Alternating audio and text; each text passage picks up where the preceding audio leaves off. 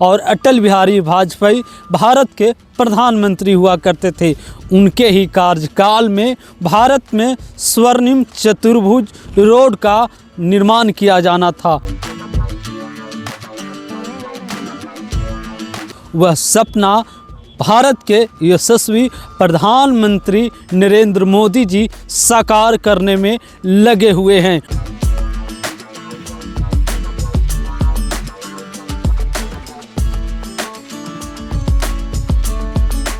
उसी का एक अहम हिस्सा आमस दरभंगा एक्सप्रेसवे के रूप में आप देख सकते हैं। नमस्कार, मैं रविरंजन नीले और आप देख रहे हैं एडीआर मीडिया। देखिए, मैं इस वक्त आमस में हूं और जिस जगह पे खड़ा हूं, आमस दरभंगा एक्सप्रेसवे का निर्माण कार्य जारी है। इस वीडियो के माध्यम से मैं जानने की कोशिश करूंगा, आप लोग के बीच बताऊंगा कि इस एक्सप्रेसवे का निर्माण क्यों किया जा रहा है, इसकी लंबाई क्या है, कितनी ऊंचाई पे बनाया जा रहा है और बन जाने के बाद क्या क्या इसमें आपको आवश्यकताओं की पूर्ति होगी। और ख़ास करके मगध का क्षेत्र है, दक्षिणी बिहार को उत्तरी बिहार से जोड़ा जाना है। इसके पहले मैं चाहूँगा कि इस वीडियो को लाइक करें, शेयर करें और सब्सक्राइब करें ताकि अधिक से अधिक इस वीडियो के माध्यम से इस एक्सप्रेसवे के बारे में लोग जानकारी इकट्ठा कर सकें। देखिए, जिस एक्सप्रेसवे पर मैं खड़ा हूँ, आमस दरभंगा एक्सप्रेसवे है और यह एक्सप्रेसवे दक्षिणी बिहार को उत्तरी बिहार से जोड़ने का काम करेगा। एक तरफ NH2 है तो दूसरी तरफ ईस्ट वेस्ट का कॉरिडोर है, जो कि वहाँ से आप मणिपुर, इम्फाल की तरफ जा सकते हैं, असम के तरफ जा सकते हैं। इस एक्सप्रेसवे की कुल लंबाई 189 किलोमीटर बताई जा रही है, जो कि आमस से प्रारंभ होकर दरभंगा जिले तक जाएगी। और इन जिलों के बीच में कुल 3 एयरपोर्ट, गया में एयरपोर्ट है, उसके बाद पटना एयरपोर्ट और दरभंगा एयरपोर्ट को जोड़ने का काम करेगी।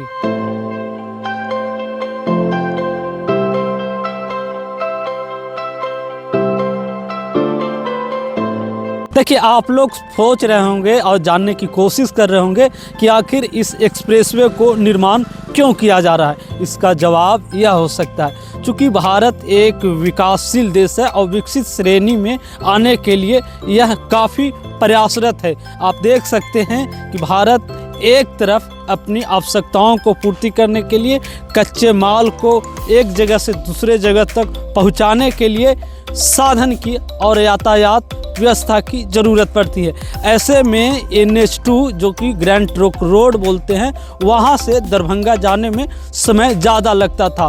उसी समय को कम करने के लिए एक प्रोजेक्ट लाया गया, आमस दरभंगा एक्सप्रेसवे। और इस एक्सप्रेसवे को बन जाने से मात्र 3 से 4 घंटे में NH2 से आप दरभंगा तक पहुंच सकते हैं। ऐसे में जितने भी लॉजिस्टिक पदार्थ हैं या कच्चे माल हैं, रॉ मटेरियल हैं, एक जगह से दूसरे जगह आसानी से पहुंचेंगे और आवागमन में सुविधा होगी। देखिए, इस एक्सप्रेसवे को बन जाने से न सिर्फ आर्थिक गलियारा, आर्थिक रूप से बिहार विकसित होगा, बल्कि हम कहें कि बिहार में कई ऐसे क्षेत्र हैं जो कि पर्यटन के लिए जाने जाते हैं।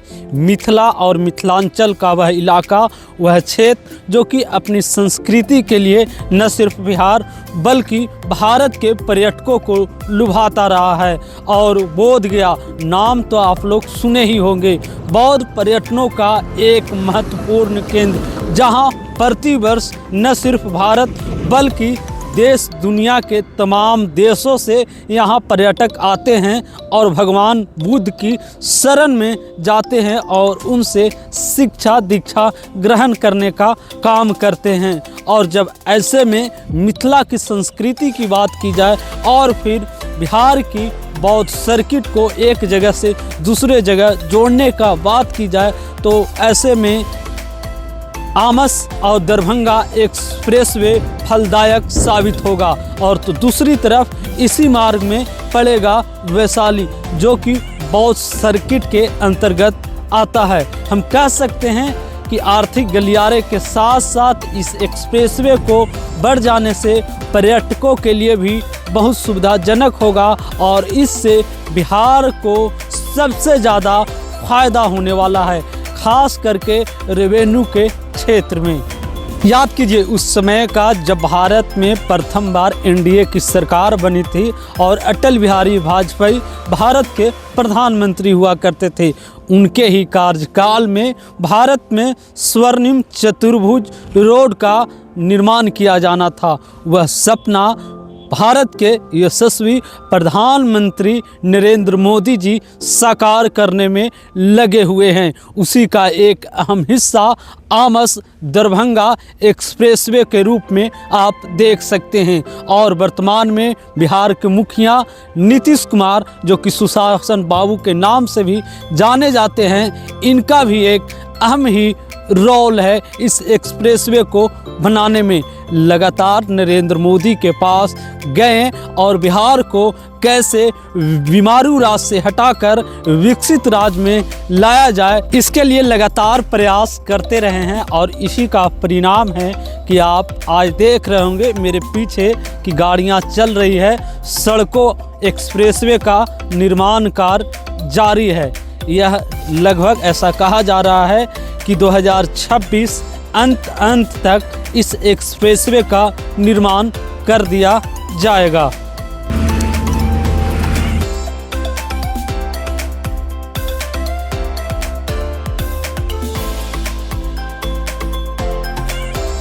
यह बिहार का पहला एक्सेस कंट्रोल एक्सप्रेसवे है, जिसमें आपको सीमित जगह से एंट्री और एग्जिट पॉइंट मिलेंगे। यानी कि आसान शब्दों में कह सकते हैं कि इस एक्सप्रेसवे में 100 किलोमीटर से कम रफ्तार से कोई भी गाड़ियां नहीं चलेगी।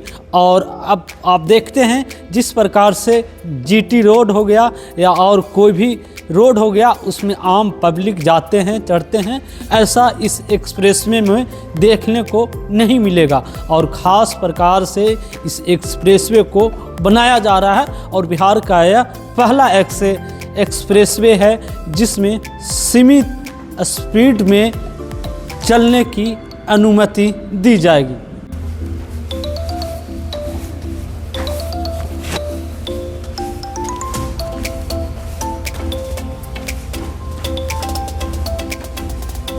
यह एक्सप्रेसवे गया के आमस से होते हुए जहानाबाद, अरवल, पटना, वैशाली, समस्तीपुर और अंत में दरभंगा एयरपोर्ट के नज़दीक जाकर NH-27 यानी कि ईस्ट वेस्ट कॉरिडोर में मिलेगी, जहां से आप सुगम और सुलभ तरीके से पूर्वोत्तर भारत में जा सकते हैं।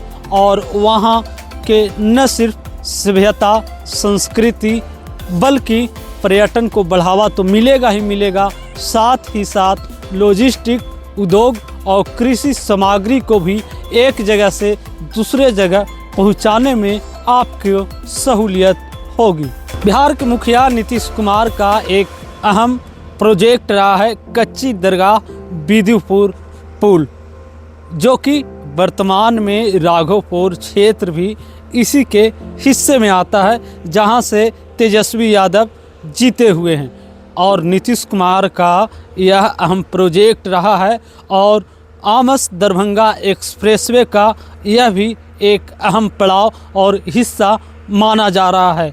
और देखने वाली बात यह होगी क्या आमस दरभंगा एक्सप्रेसवे को बन जाने से क्या कुछ यहाँ के लोगों को फ़ायदा होता है, ये तो भविष्य की गर्त की बात है।